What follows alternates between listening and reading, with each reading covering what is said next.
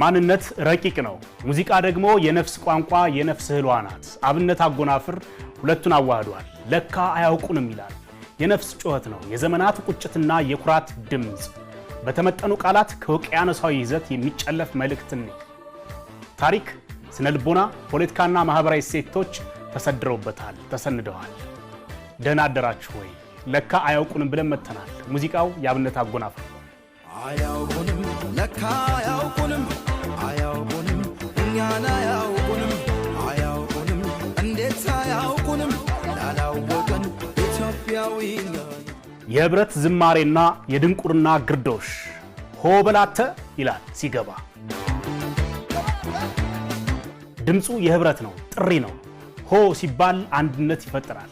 የግሪክ ድራማዎች ላይ የህብረት ድምፅ ወይም ኮረስ ትልቅ ቦታ አለው። መጪውን ትዕይንት ያበስራል። የአብነት ሆ የነቃ ህሊና ድምፅ ነው። የተኛን ይቀሰቅሳል፣ የነቃን ያንቀሳቅሳል። አያውቁንም ለካ አያውቁንም ይላል። ይህ ግኝት ነው፣ ድንገተኛ መገለጥ ነው። ታዋቂው ፈላስፋ ሶቅራጥስ እኔ የማውቀው አለማወቄን ነው እንዳለው አይደለም። እዚህ ላይ አላዋቂዎቹ ሌሎች ናቸው። እኛን አያውቁንም፣ ኢትዮጵያዊነታችንን አልተረዱትም፣ ላይላዩን እንጂ ውስጡን አላዩም እያለ ነው። ፕላቶ በዋሻው ምሳሌ ወይም አሊጎሪ ኦፍ ዘ ኬቭ ላይ እንደጻፈው አላዋቂዎቹ ከዋሻው ግድግዳ ላይ ጥላም ብቻ ያሉ፣ እኛ ግን የብርሃኑ ባለቤቶች ነን፣ እውነተኛውን ማንነት አልተረዱትም ብሎ ይቆጣል፣ ይገማሸራል፣ ይዘልፋል። ባያውቁንም አርፋጅ ባያውቁንም ላላወቀን ኢትዮጵያዊ ባያውቀንም አርፋጅ ባያውቀንም ይላል። ጊዜ አንጻራዊ ነው። አርፋጅ የሚለው ቃል ጥልቅ ዘይቤ ነው። የዓለም ስልጣኔ ዘግይቶ የደረሳቸውን ይመለከታል። ታሪክ የጀመረው እዚህ ነው፣ እኛው ጋር። እኛ ቀዳሚዎች ነን። አርፋጁ ግን ፈጣን መስሎታል። የቅርቡን እንጂ የጥንቱን አያይም እያለ ነው። ፈላስፋው ዘርዓ ያዕቆብ የሰውን ልጅ የእውቀት ብርሃን መፈለግ እንዳለበት ይመክራል። አርፋጆቹ ግን ይህ ብርሃን ጎድሏቸዋል። ቢያረፍዱም ባያውቁንም እኛው ነን፣ ላላወቀን ኢትዮጵያዊ ማንነታችን ነግረዋለን እያለ ነው። መለከታዊ ጥሪ የሚያደርገው እንዲህ ነው። ኢትዮጵያ ይገባሻል ክብር ውዳሴ እናቴ ምንም ቢርቁም የማትደርሺ የልጅነቴ የልጅነት ፍቅርና የእናትነትን ተምሳሌትን ነው። ኢትዮጵያ ይገባሻል ክብር ውዳሴ እናቴ ይላል። አገር እናት ናት። ይህ ንጽጽር በስነ ልቦና እይታ ጥልቅ ነው። ስዊዘርላንዳዊ የስነ ልቦና ሊቅ ካርል ጁንግ ታላቂቱ እናት ወይም the great mother የሚል ጽንሰ ሐሳብ አለው። እናት የጥበቃ የፍቅርና የምንጭ ተምሳሌት ናት። ኢትዮጵያም ይህች እናት ናት። ምንም ቢርቁም የማትረሽኝ የልጅነቴ ይላል። ርቀት ጂኦግራፊያዊ ነው፣ ካርታዊ ነው። ፍቅር ግን መንፈሳዊ ነው። የልጅነት ፍቅር ንጹህ ነው፣ ከጥቅም የጸዳ ነው። ሩሲያዊ ጸሐፊ ፊዮዶር ዶስቶየቭስኪ ከልጅነት ትውስታ በላይ የተቀደሰ ነገር የለም ይላል። አብነት ሀገርን የሚወዳት በዚሁ በልጅነት ንጹህ ስሜት ነው፣ ንጹህ ፍቅር ነው። ሲያሞካሻት ምክንያት አይፈልግም። ቢርቃትም አትረሳውም፣ አትዘነጋውም። ያስታውሳታል፣ ይፈልጋታል፣ ያስሳታል። ልቧ ሰፊ ነው፣ እንደ ልጅነቴ ይላታል። ይህ ቃል ደጋግሞ ይመጣል። ድግግሞሽ የሙዚቃው የልብ ትርታ ነው። ሉድቪግ ቫን ቤቶቨን በሙዚቃዎቹ ውስጥ አንድን ጭብጥ ደጋግሞ በማምጣት ስሜትን ጣሪያ እንደሚያደርሰው ሁሉ አብነትም እንደ ልጅነቴ በማለት ንጹህን ፍቅር ያጸነዋል፣ ያዋድደዋል፣ ያተያየዋል። ፍቅሩን፣ ኩራቱን ይናገራል፣ ያሳያል።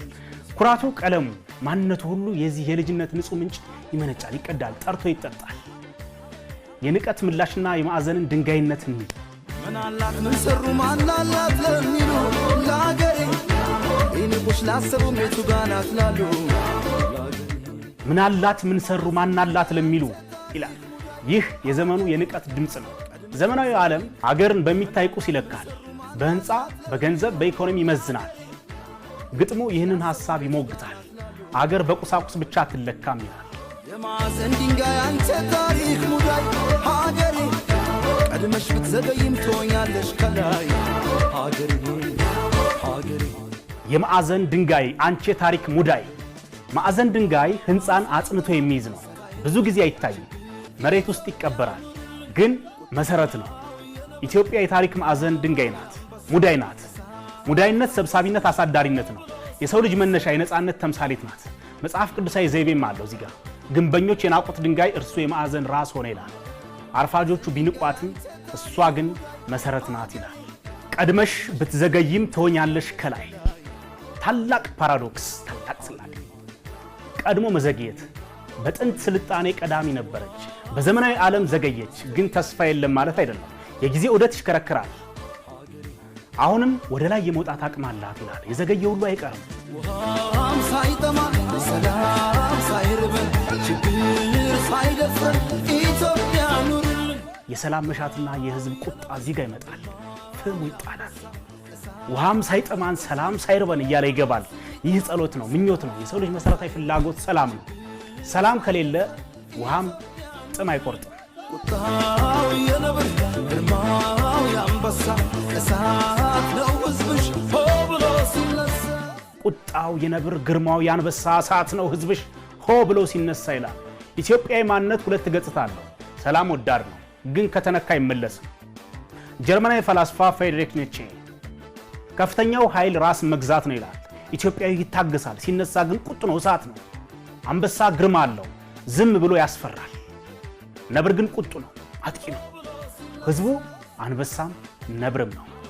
እሳት ሁሉን ያነጥራል፣ ያጠራል። የኢትዮጵያ ህዝብም ቁጣው እሳት ነው ይላል።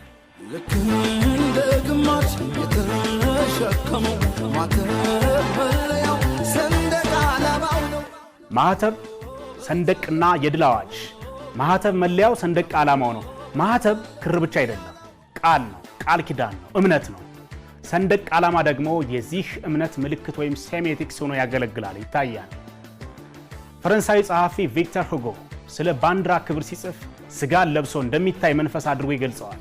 የኢትዮጵያ ሰንደቅም የህዝቡ ማህተብ ነው፣ የማይበጠስ ቃል ኪዳን። ያሆ በል ጃሌ፣ ያሆ በል ምን ነው። ጃሌ ተከታይ ነው፣ አብሮ አደግ ነው፣ ታማኝ ነው፣ አገልጋይ ነው። ቃሉ ቀስቃሽ ነው፣ ወኔ ቆስቋሽ ነው፣ ጦር ደቋሽ። ያሆ የጦር ሜዳ ጩኸት ነው፣ የድል ብስራት ነው። እንዲህ ነን እያለ ኢትዮጵያዊነትን ይገልጻል፣ ያሳያል።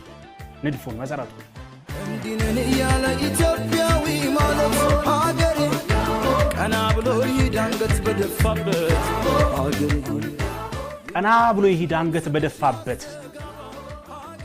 ሽንፈት ጊዜያዊ ነው። አንገት መድፋት የዘላለም ዕጣ አይደለም። ኢትዮጵያዊነት ቀና ማለት ነው። የስነ ልቦና የበላይነት ወይም ሳይኮሎጂካል ሱፐሪዮሪቲ ማሳያ። ይመርብሽ ሁሌም ስምሽ ያስተጋባ ሀገሬ ድል በድል ሆኝልኝ ሁሌም ሙሮ ሸባ ሀገሬ ሀገሬ ድል በድል ሁኝልኝ ሁሌም ጉሮ ሸባ ይላል። ጉሮ ሸባ የድል ዜማ ነው። ከጦርነት በኋላ የሚዘፈን የጀግነት መዝሙር። አገር ሁልጊዜም አሸናፊ እንድትሆን የሚደረግ ጸሎት። ድል መንፈሳዊም ስጋዊም ነው። አብነት አጎናፍር ለካ አያውቁንም ሲል ታላቅ ፍልስፍናን አቅርበዋል። ኢትዮጵያ ሀገር ብቻ አይደለችም፣ ጽንሰ ሐሳብ ናት፣ ረቂቅ ናት፣ ህሊና ናት። በልጅነት ንጹህ ፍቅር የምትወደድ በጠላት ላይ እሳት የምትሆን በማዕዘን ድንጋይነት የምትጸና ታላቅ ሀገር ናት። አርፋጆች ቢንቋትም ክብሩ አይቀንስም፣ ማህተቡ አይበጠስም፣ ሰንደቁ አይወድቅም፣ አይጣልም፣ እንደምንም የትም አይወድቅ። የሙዚቃው ምት ፈጣን ነው። አረፍተ ነገሮች ቁርጥ ቁርጥ ያሉ ናቸው። ይህም የህዝቡን ፈጣን የልብ ትርታና የማንነትን መነቃቃት ያሳያል። እውነት ነው፣ ለካ አያውቁም፣ ግን እኛ ማንነታችንን ጠንቅቀን እናውቃለን፣ እናሳውቃቸዋለን ይላል። ጉሮ ሸባ ብለን እንውጣ። አምደወርቅ ሽባባው በቸር ያውላችሁ ያሰንብት። ያሆ በልጃለ